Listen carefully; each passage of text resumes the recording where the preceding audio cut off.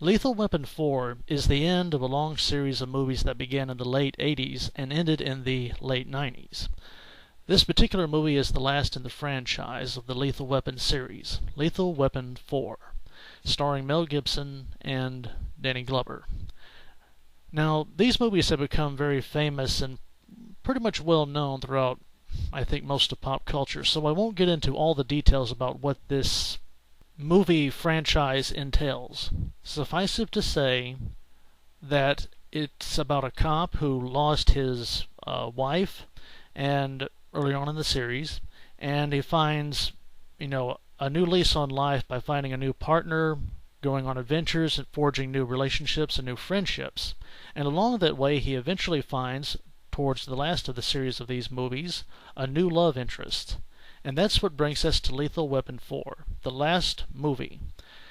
Now, I thought the Lethal Weapon movies were good. I wasn't a huge fan of them, but I did see them. The reason why I wanted to see this one in the late 90s was because Mel Gibson's character was going to have a pregnant girlfriend. And at the time, this was really great. I loved Lethal Weapon 4. You got to understand, at that time, you didn't have a lot of pregnant characters in movies. So, knowing that there was going to be a pregnant character in this movie was just astounding. I couldn't wait to see it. And when I did, I loved it, and I had it for many years on VHS. Obviously, as time has gone on, I've moved on to other movies and shows, and I kind of forgot about Lethal Weapon 4. However, just recently, Punishing Fate, my best friend, provided me with a copy of Lethal Weapon 4, and having seen it again after all these years, I came to appreciate it again. Now, don't get me wrong, I never stopped not loving Lethal Weapon 4. It's just that obviously as time went on, I saw other films and other things that had more in terms of pregnancy content, and I kind of put Lethal Weapon 4 aside. But having seen it again, I really do love this movie, and it still holds up pretty well even today. Obviously, the main thing about this is that being a movie made in the late 90s, you're not going to see any bare belly scenes, unfortunately, but the pregnant character is shown off very well. She wears very tight clothes throughout most of the scenes in the film.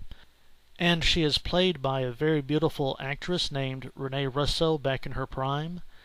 And, as a bonus, there's even a second pregnant character that appears in this movie. It's supposed to be Danny Glover's daughter.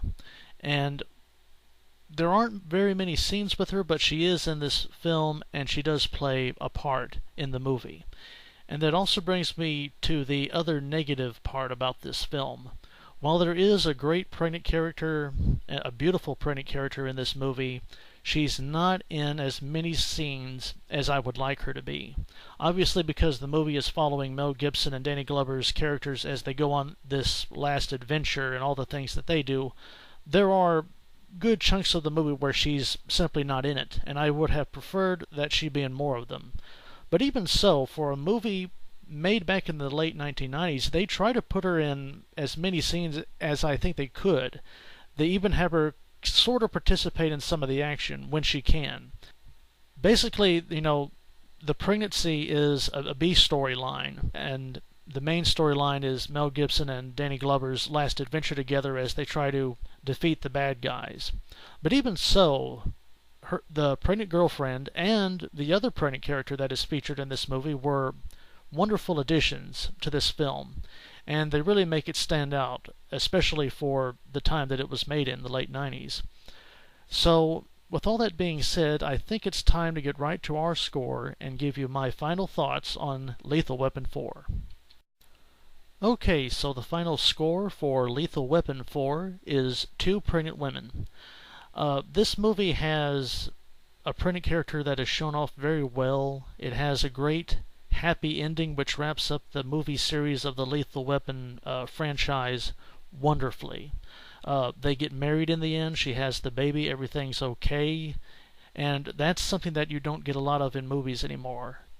In my opinion, movies today, and even other forms of entertainment, seem more cynical and gloomy and dark, and you just don't get a lot of happy endings, especially ones like this in an action movie franchise. So this was a wonderful end to the Lethal Weapon 4 movies. The pregnant character, like I said, is not in every scene, and there are no bare belly scenes.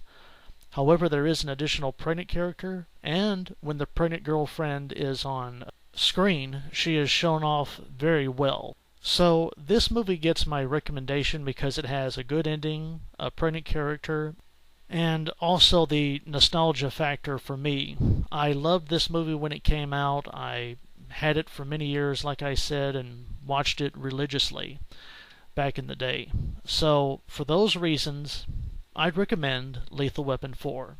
It may not be a must-have for pregnancy lovers, but if you like action movies and you like pregnant women, and if you like the Lethal Weapon 4 series, then this is a definite must-have for you.